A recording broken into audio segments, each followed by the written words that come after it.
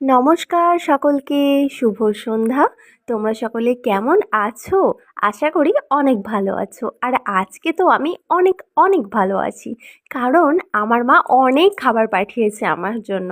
তার মধ্যে এটা হচ্ছে ড্রাগন ফ্রুট, আর এটা স্পেশালি আমার হাজবেন্ডের জন্য পাঠিয়েছে।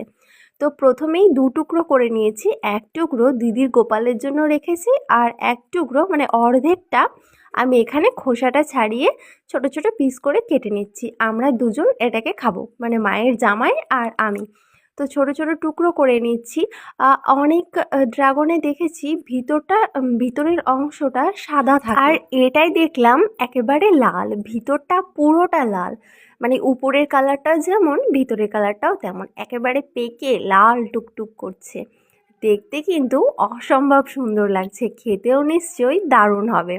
তো আমরা দুজন প্লেটটা নিয়ে বসে গেছি খাওয়ার জন্য।